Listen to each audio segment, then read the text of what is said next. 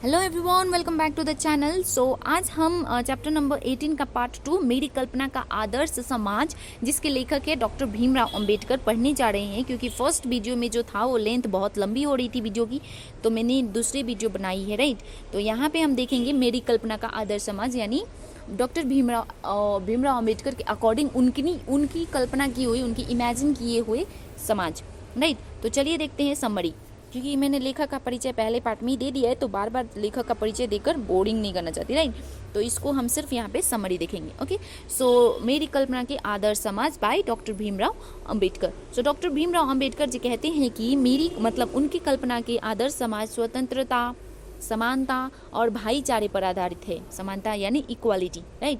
और किसी भी आदर्श समाज में इसी गतिशील तो होनी ही चाहिए, समाज में समय के साथ कुछ परिवर्तन आसानी से किए जा सके और जनहित में लिए गए फैसलों का लाभ उच्च वर्गों के निम्न वर्ग तक व्यक्ति को, मतलब ऊंचे लोगों से लेकर निम्न मतलब छोटे लोगों तक, निम्न व्यक्ति के लोगों तक एक समान रूप से मिले, यानी इक्वालिटी हो। जो बड़े को मिल रहा है वो छोटे को भी मिलनी चाहिए, राइट। जिससे समाज के सभी लोग उन्नति के मार्ग पर अग्रसर यानी आगे बढ़ेंगे, राइट। समाज में लोगों के बीच किसी प्रकार का कोई भेदभाव नहीं होना चाहिए, छूत जात का नहीं होना चाहिए, छुआछूत नहीं होना चाहिए। जिस समाज में लोग एक दूसरे के हितों का ध्यान रखेंगे, मतलब एक दूसरे की भलाई का ध्यान रखेंगे या उनकी भलाई के बारे में सोचेंगे, वह समाज निश्चित रूप से क्या करेगा, उन्नति करेगा, यानी डेवलप्ड करेगा, राइट। तो डॉक्टर भीमराव अंबेडकर जी कहते हैं कि समाज में भाईचारा दूध और पानी का समान होना चाहिए। मतलब अगर आपका दूध और पानी एक दूसरे में मिलाओगे तो आप एक अलग अलग नहीं कर सकते। जैसा दूध पानी में मिलकर दूध जैसा हो जाता है, पानी अगर दूध में मिलाओगे तो पानी भी दूध जैसा दिखने लगता है, राइट। ठीक उसी तरह समाज में भाईचारा होना चाहिए। जिस समाज में कोई भी भेदभाव ना हो, वही सही अर्थों में लोकतंत्र है। लेखक कहते हैं कि लोकतंत्र सिर्फ देश चलाने का एक शासन व्यवस्था नहीं है, बल्कि एक ऐसा समाज जहां लोग एक दूसरे को अपनी स्थितियों अपने साथियों का सम्मान करें, उनके प्रति श्रद्धा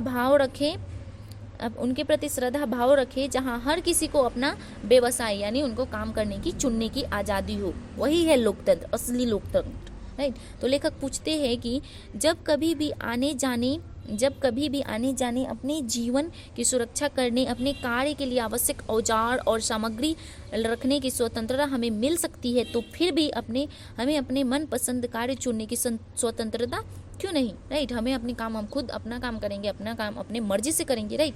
क्यों नहीं मिल सकती। हालांकि कुछ जाति प्रथा के समर्थक जीवन, शारीरिक सुरक्षा व संपत्ति के अधिकार ही की स्वतंत्रता को भी मान लेंगे, लेकिन अपना व्यवसाय चुनने की स्वतंत्रता देने के लिए तैयार नहीं होंगे। इसका सीधा सीधा मतलब हुआ कि दास्तां यानी गुलामी में जकड़ कर रखना, यानी लोगों को गुलाम बनाए रखना, राइट। दास्तां यानी गुलाम केवल कानूनी पराधीनता को ही नहीं कहा जा सकता। जब कुछ लोग को दूसरे लोगों को द्वारा निर्धारित व्यवहार और कर्तव्यों का पालन करने के लिए विवश होना पड़ता है, तब भी एक तरह की दास्तां ही है, मतलब वो भी एक तरह की गुलामी ही है। और जाति प्रथा में लोगों को अक्सर अपनी इच्छा के विरुद्ध लोग द्वारा बनाए हुए कानून को ही मानना पड़ता है, अपना इच्छा को मानना पड़ता है जाति प्रथा में, ठीक है। तो क्योंकि जाति प्रथा वाले समाज में विपरीत परिस्थितियों में भी व्यक्ति अपना व्यवसाय यानी उनका काम नहीं बदल सकता। एक व्यक्ति को अपने जन्म से ही पूर्व निर्धारित कार्यों को ही अनिच्छा से जीवन भर वही कार्य करना पड़ता है, चाहे वो उसका मन हो या ना हो, उसके लिए सही हो या ना हो। लेखक कहते हैं कि इस तरह समाज में समानता का अधिकार भी होना चाहिए। हालांकि कुछ लोग इसी आलोचना करते हुए यह भी कहते हैं कि सभी मनुष्य बराबर नहीं होते हैं, और उनका यह तर्क बहुत सही भी हो सकता है, क्योंकि सभी मनुष्य इन तीन बातों पर समान नहीं होते हैं। मनुष्य तीन बातों पर समान नहीं होते। पहला होता है शारीरिक, दूसरा सामाजिक, और मनुष्य के लिए अपने प्रयत्न, राइट। तो सबसे पहले शारीरिक में वंश परंपरा, मतलब शारीरिक समान नहीं होते सारे मनुष्य, क्योंकि उसका अगर कोई बीमार हो सकता है, कोई फिट हो सकता है, राइट। और सामाजिक उत्तराधिकारी, और तीसरा क्या है, मनुष्य के अपने प्रयत्न, मतलब वो कितना कोशिश कर रहा है, राइट। लेकिन इन तीन विशेषताओं के आधार पर समाज में उनके साथ अपना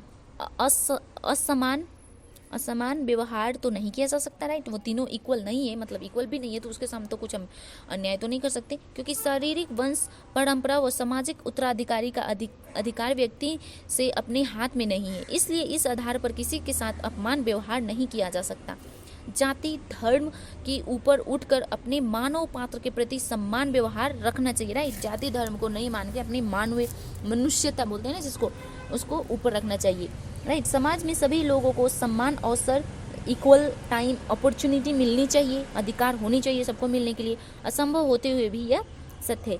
लेखक कहते हैं कि उत्तम व्यवहार से मतलब अच्छा व्यवहार के हक की प्रतियोगिता में भी लोग निश्चित ही आगे निकल जाएंगे जिन्होंने अच्छे कुल में जन्म लिया है और जिन्हें विरासत में अथाह धन संपत्ति, व्यवसाय व प्रतिष्ठा मिली है। ठीक है, तो जिनका पूर्वज अच्छे होंगे उनको तो अच्छा होता जाएगा, राइट। अगर हम सिर्फ पूर्ण सुविधा संपन्नों के साथ उत्तम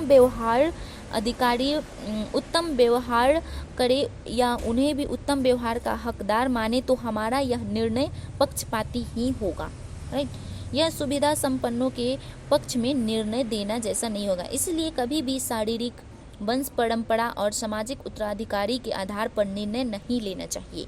यदि हमें समाज के सभी सदस्यों के अधिकतम योगदान प्राप्त करना है, मतलब सभी का योगदान प्राप्त करना है, तो सभी सदस्यों के तो हमें सभी को समान अवसर उपलब्ध कराने होंगे और सभी के साथ एक समान व्यवहार करना होगा, यानी कोई पक्षपात नहीं, और प्रत्येक व्यक्ति को उसकी क्षमता के विकास के आधार पर प्रोत्साहित भी करना होगा। क्योंकि किसी व्यक्ति का प्रयत्न कम हो सकता है, उसका कम एबिलिटी कम हो सकता है और किसी का ज़्यादा, लेकिन कम से कम हम सभी को समान प्रयत्न करने का अवसर उपलब्ध करा सकते हैं, राइट। सबका अपॉर्चुनिटी सेम दे सकते हैं, है ना।